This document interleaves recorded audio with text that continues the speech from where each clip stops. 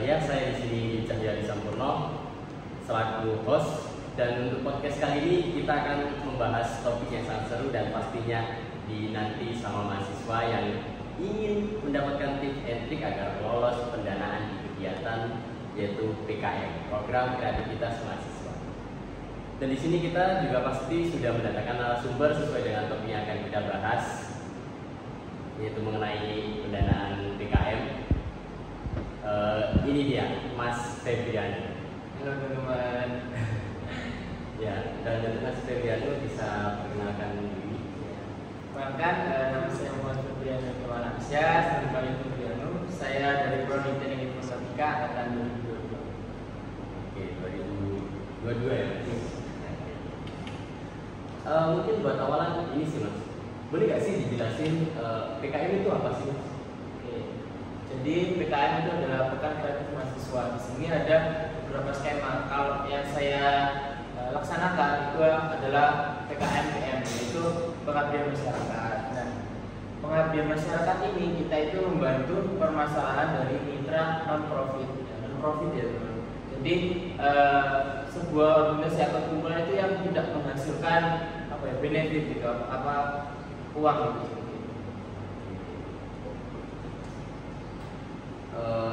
Sebelum kita lanjut lebih dalam pertanyaan lain, bisa nggak sih di-spill sedikit gitu dari Mas Febriano ini kan mengikuti PKM, gimana sih ceritanya tuh awalnya bisa tertarik buat ikut PKM dan bisa sampai lolos pendanaan? Jadi sebenarnya saya dapat info kalau PKM unggulan itu yang tingkat fakultas itu udah kurang hamin 4 hari gitu. Nah kita masih belum nemu judul, terus belum bikin proposal gitu. Nah jadinya itu awalnya kita itu rada panik gitu. Anggota juga belum kumpul, masih 2 orang sama teman sekamar doang jadinya. Nah jadinya ya kita cari-cari. Untungnya di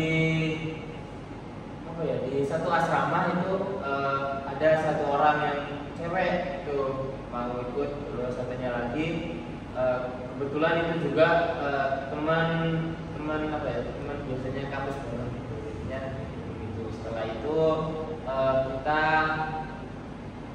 udah mulai itu bikin jadwal gitu, ini mau bikin apa, terus cara nentuin judulnya itu gimana itu, terus kita bimbingan gitu ke dosen pembimbing gitu. Terus itu kita submit ke fakultas. Setelah itu tinggal beberapa hari kita kumpulin ke univ, habis ke univ. Setelah univ itu kalau sudah ada pengumuman kalau lolos dalam tahap univ itu, kita bakal lanjut ke submit proposal ke Dermawan. Oke. PKM itu penting gak sih Mas buat mahasiswa itu? Kalau menurut Masnya Ya. Menurut saya sih sangat penting ya teman-teman. Jadi PKM ini itu kayak meningkatkan kreativitas kita gitu, dan mengambil topik-topik isu sekitar gitu. Jadi secara tidak langsung itu kita membantu permasalahan di sekitar kita. Jadi sangat penting. Terus dari Masnya nih, Ya. kayak dari mengikuti PKM ini keuntungannya itu apa aja sih? Dapat apa aja sih? Keuntungan saya ini mungkin yang pertama-tama itu saya pertama kalinya gitu ya ikut PKN yang lolos sampai fakultas gitu. Jadi pengalaman yang sangat iya. Jadi pertama kali langsung lolos pendanaan itu alhamdulillah gitu ya. Nah itu jadi kayak ada pengalaman baru, terus tahu gitu caranya kepenulisan gitu. Ternyata kepenulisan itu tidak sesederhana yang kita pikirkan. Biasanya kita bikin laporan pratigo gitu kan tidak sederhana itu. Ternyata ada kayak aturan penulisan. Kita tahu itu apa sih penulisan itu. Terus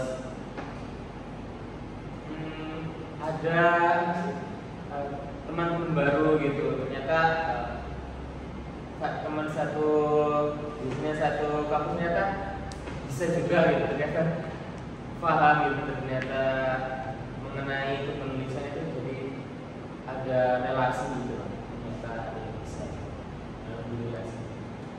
Itu sih menurut saya. Terus udah sih menurut saya udah. Jadi keuntungannya banyak ya, dari dapat relasi, dapat ilmu baru gitu ya. Di PKM tuh ada berapa tahapan sih sebenarnya? Kalau itu dari awal banget dari tingkat fakultas itu pertama kita harus submit ke ngumpulin ke tingkat fakultas, habis itu ke universitas, habis itu Belmawa, habis Belmawa itu ada tahap administrasi, itu habis itu tahap 2, habis itu pendanaan, habis pendanaan itu ada pelaksanaan PKM, dan pelaksanaan PKM ini program-program yang kita buat itu kita laksanakan di pelaksanaan PKM. Habis pelaksanaan PKM ada PKP 2, habis PKP 2 baru Pimnas. Jadi ada berapa tuh tadi? Lumayan banyak ya. Lumayan ada. Terus ini sih Mas, dari Masnya ini kan mengikuti PKM PM ya, pengabdian masyarakat. Setahu tuh ada banyak nggak sih jenis PKM itu? Iya, ada banyak. Ada yang teman-teman kalau suka yang kewirausahaan ada PKMK, itu PKM kewirausahaan. Terus ada yang apa lagi ya, GFT. Saya kurang tahu yang lainnya ini. Pokoknya yang paling saya paham itu yang kewirausahaan sama yang KW. Soalnya beda-beda nih. Yang punya saya yang pengabdian masyarakat itu mitranya non profit, kalau yang kewirausahaan ini yang menghasilkan profit. Jadi tiap bulannya itu beda-beda ya, ada banyak lah. Ya. Terus ada persyaratan ya buat daftar PKM. Mungkin teman-teman belum tahu gitu, bisa dijelasin.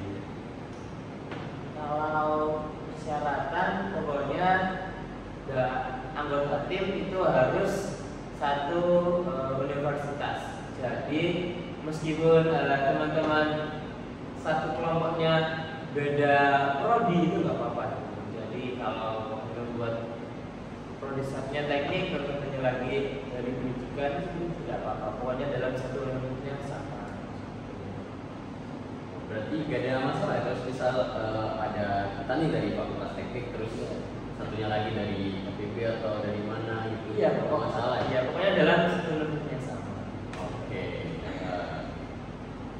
Terus buat ini nih, kayak Masnya ini ide buat PKM-nya itu dari Masnya sendiri atau dapat dari dosen gitu?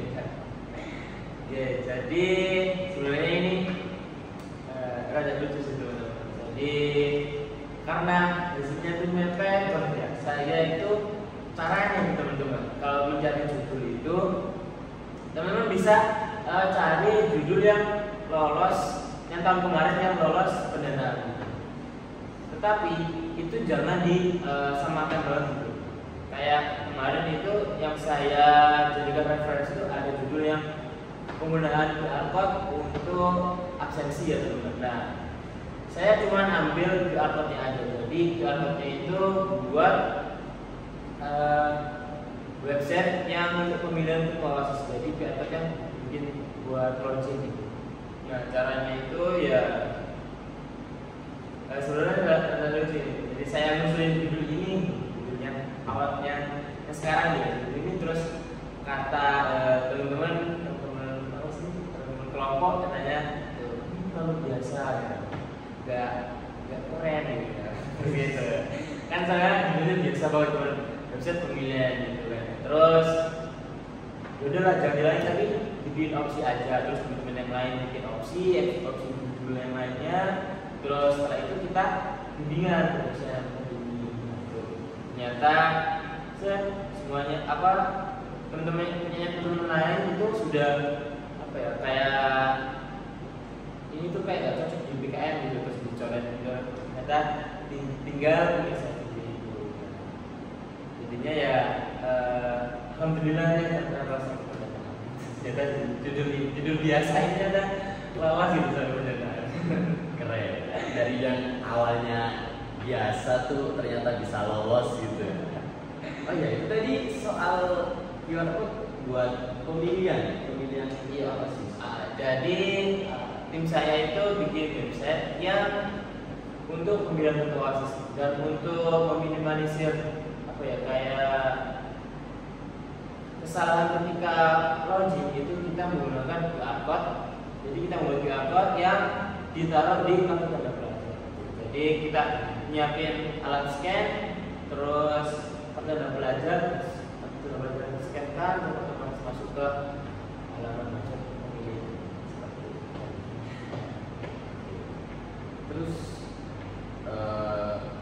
kemarin direalisasikannya itu di mana Mas? Punya PKM Mas?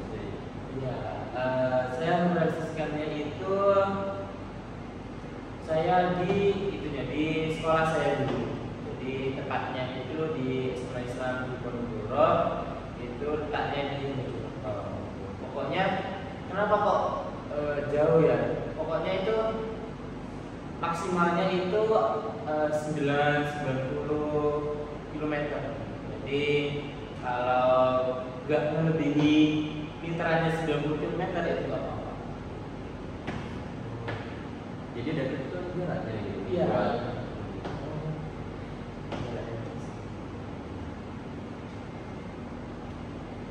Terus ini Mas,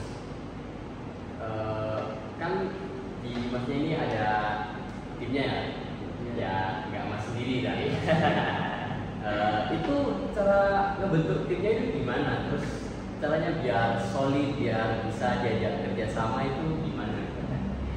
Kalau caranya biar solid dan bersama itu cari partner tim yang udah terbiasa sama kita, kayak bercanda-bercanda bareng gitu. Pokoknya yang udah terbiasa, jangan yang baru kenal. Terus caranya seperti itu. Terus saya cara menentukan tim atau anggota saya itu saya lihat anak ini itu biasanya ada bidang di bidang apa, kayak misalnya band bidangnya modi gitu, jadi saya ambil modi. Terus yang satunya lagi jago editing, ambil editing. Terus satunya yang cewek itu yang karena kelihatannya di prodi kurang memungkinkan ya, kayak ada kurang bisa penulisan, nah itu saya ambil dari pendidikan gitu saya. Terus ini Mas, di tim itu kan pasti ada pembagian masing-masing kan, kayak apa ya, ini pegang apa gitu. Dari Masnya sendiri jadi apa ya? Di timnya sendiri? Ya bagian lihat-lihat aja. Lihat-lihat aja. Ya, jadi di sini saya itu kayak sebagai koordinator gitu, dan saya mengawasi gimana apa sampai mana kinerja dari PKM ini. Jadi saya bagian membuat jadwal, menyusun kebutuhan teman-teman, kayak referensi, terus saya mencari informasi terkait yang apa ya, kayak seperti yang akhir-akhir ini yang saya lakukan itu PKP 2 seperti itu. Terus memberikan masukan gitu. Terus kalau misal teman-teman yang lain gak bisa menyelesaikan pekerjaannya karena ada kesibukan apapun, itu saya yang bisa melakukan. Cuma cadangan aja saya. Kalau dari penjelasannya tadi sih bisa dibilang leadernya ya. Terus ini Mas, kalau PKM tuh kita tuh idenya tuh apa ya, harus disesuaikan sama prodi masing-masing atau bebas sih? Tergantung itunya, ketua timnya. Kalau ketua timnya dari kayak saya dan informatika, jadi saya menyesuaikan keahlian saya. Soalnya di tim saya itu dominan informatika. Tetapi teman-teman, kalau teman-teman mau di luar itu, di luar kayak prodi teman-teman itu nggak apa-apa, asalkan dari tim sendiri itu, anggota tim itu ada yang benar-benar menguasai itu. Nah, karena tim saya dominannya informatika, jadinya kita ambil yang Oke, berarti bebas ya, bisa nggak perlu sesuai dari prodi, cuma menyesuaikan dari timnya kita tuh menguasai di mana gitu. Iya. Oke. Terus ini Mas, di PKM nih, rata-rata tuh kesalahan-kesalahan dari mahasiswa yang mengikuti kegiatan PKM ini apa sih sampai lolos di pendanaan tuh kayak dari penilaiannya itu sedikit lah, banyak gagalnya itu apa sih kira-kira rata-rata?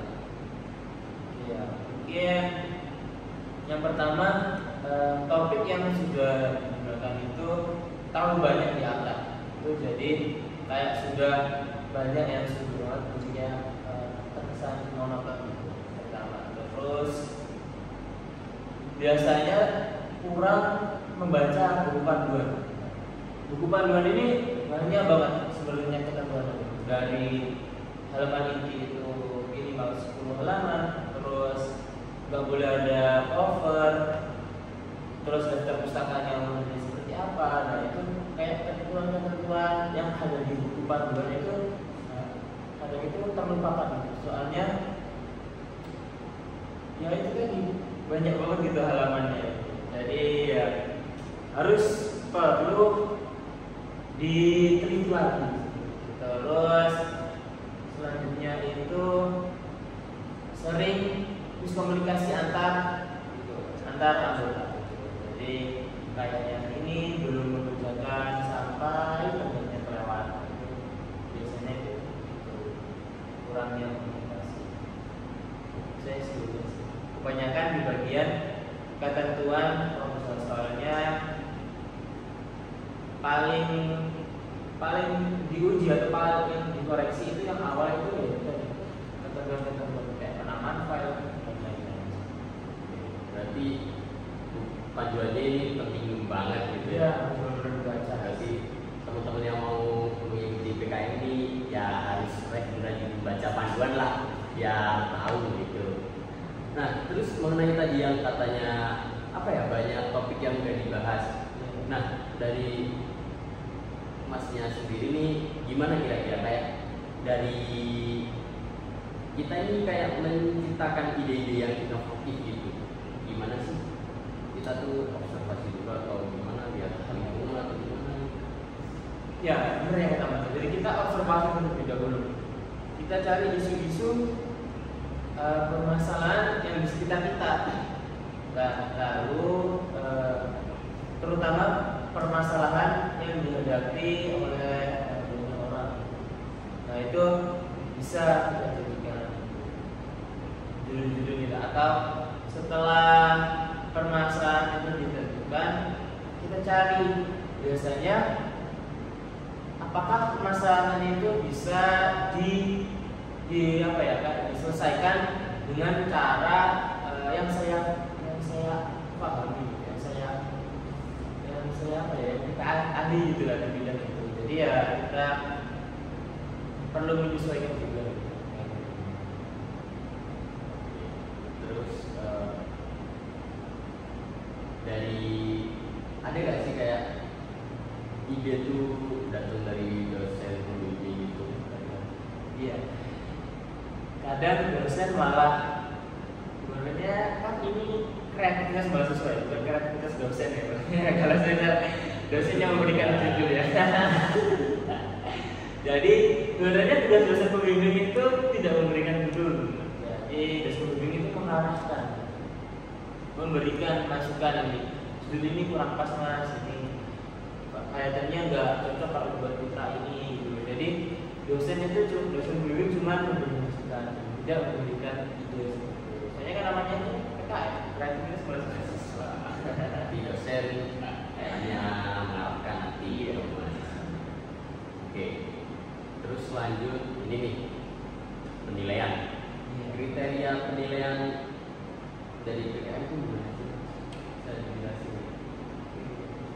Kalau di kriteria penilaiannya sebenarnya di buku panduan PKM itu sudah ada, tapi yang sudah saya itu tadi yang pertama kali dinilai itu tahap pertama baru teman-teman ya, dari ketika tingkat Dermawa itu dilihat apakah sudah sesuai ketentuan gitu. Jadi kayak sudah saya jelaskan tadi, kayak berapa halamannya, terus penulisannya pakai font apa, terus ukuran apa, setelah itu daftar pustakanya apa, pokoknya yang ketentuan administratif seperti itu lah. Terus kayak buku itu, dan terus habis itu selanjutnya itu cara kita menyampaikan kegiatan kita atau aspirasi kita terkait mengenai program yang akan dilaksanakan di proposal. Jadinya kayak inti-inti dari proposal kita itu apakah sudah benar sesuai dengan permasalahan yang jadi seperti itu. Intinya banyak sih benar. Terus ini mas, kayak kunci tips and triknya lah lolos pendanaan. Nah itu ada anggaran dananya nggak sih?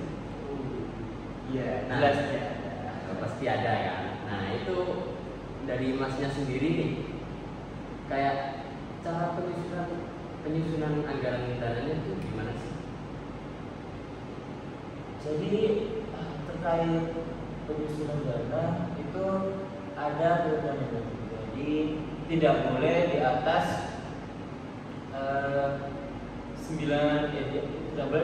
10 juta. Jadi total keseluruhan dari 10 juta.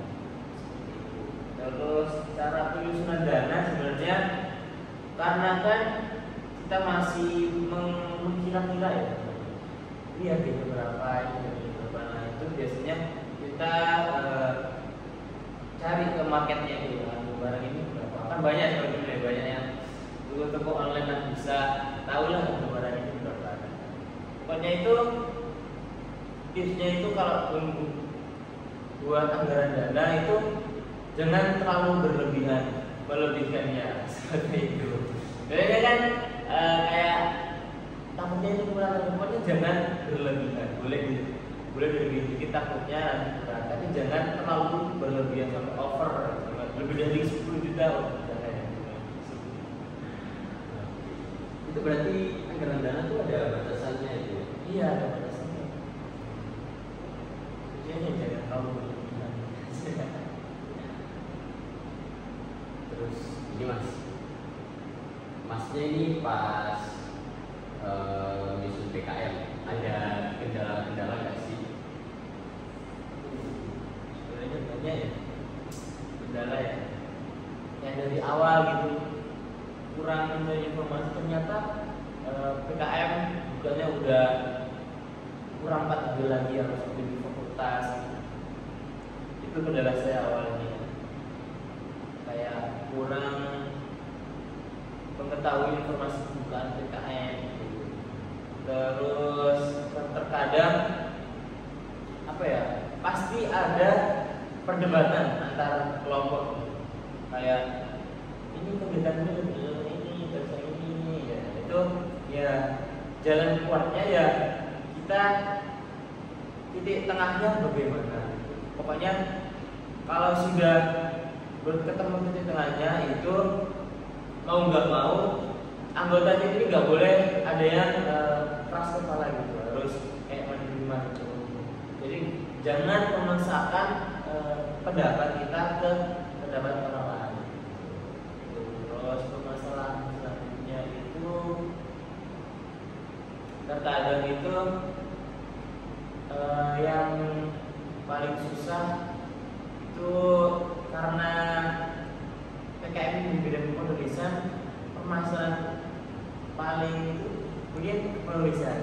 Jadi kayak ejaan-ejaan yang benar itu bagaimana, terus penulisan yang bagian benar itu bagaimana. Nah, makanya itu teman-teman butuh yang anggota tim yang benar-benar paham terkait kebenaran tersebut. Jadi jangan, kalau saya ya di informatika ya semuanya harus bisa ngoding gitu. Jangan nggak perlu gitu ya, karena menyesuaikan aja. Karena ini kepenulisan, jadi ya butuh lah seenggaknya satu orang yang benar-benar paham. Berarti menyesuaikan skillnya masing-masing lah ya.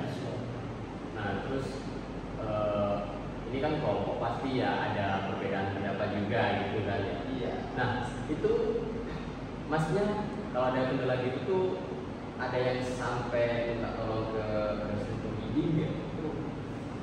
Pastinya ya. Kalau untuk dosen pembimbing, wah ini kita nggak nemu dengan gimana ya ini. Oke, kita konsultasi aja. Kayak yang tadi teman judul tadi kan tiap anggota kan kayak mempertanyakan judul ini ya. Nah itu makanya perlu adanya konsultasi dengan dosen pembimbing. Jadi PKM ini bukan hanya terkait kelompok teman-teman. Jadi dosen pembimbing juga harus ikut ambil andil. Jadi cara memilih dosen pembimbing itu harus yang benar-benar tepat, yang bisa banyak apa ya, kayak memberi masukan, terus dosennya kayak udah diajak bicara, tidak terlalu kaku gitu. Terus ini mas Pak nih tadi ini kan masnya kan bertim ya. Iya. Nah boleh disebutin nggak sih siapa aja itu? Oh iya.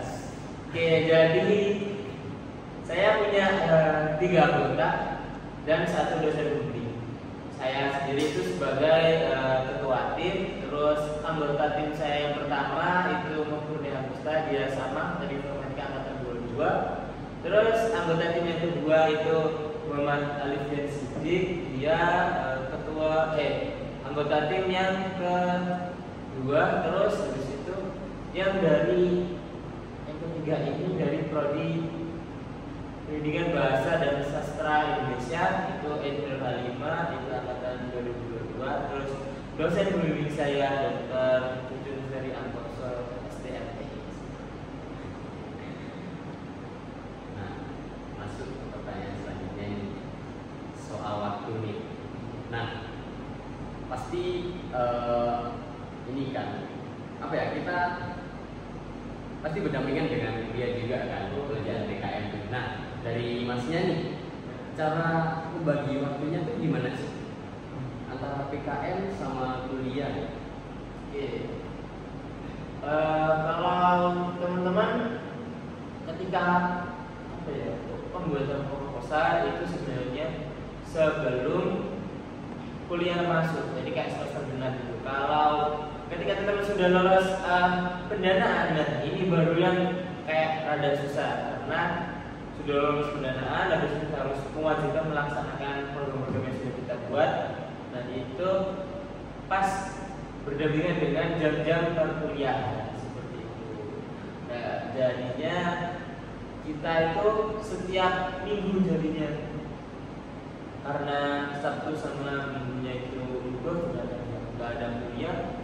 Kalau bisa cuma 1 minggu itu kita fokus ke PKM. Jadi kita buat program-program PKM yang di hari Sabtu. Karena kan saya PKM PN ya, program masyarakat, itu kan wajib melaksanakan program di tempat mitra, itu harus selalu ring. Jadi saya bolak-balik PT itu dari Madura ke Mojokerto gitu. Setiap 1 minggu gitu kita kerjain PKM-nya.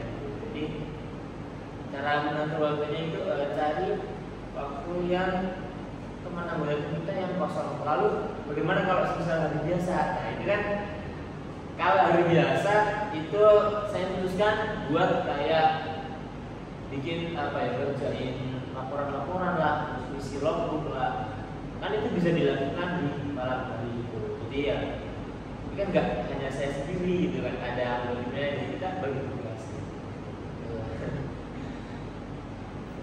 Agak susah ya, tapi ya dari pribadi masing-masing gimana.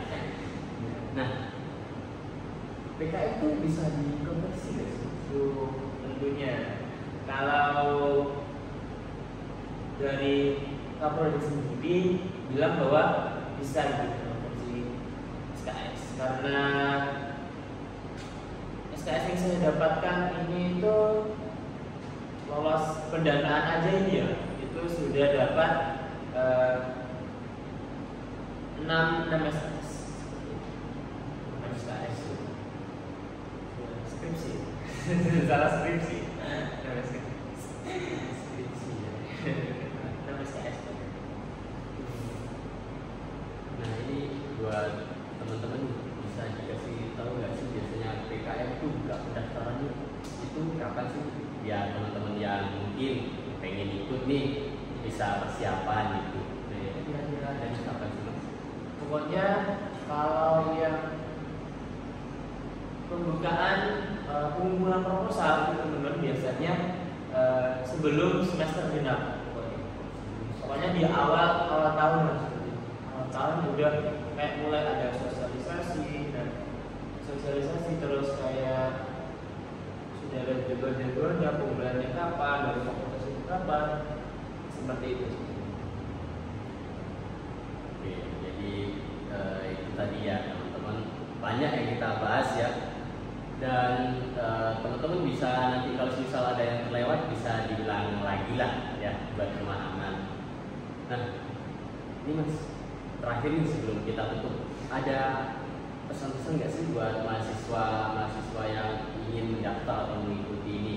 Terus tips and triknya lah dikit gitu gimana?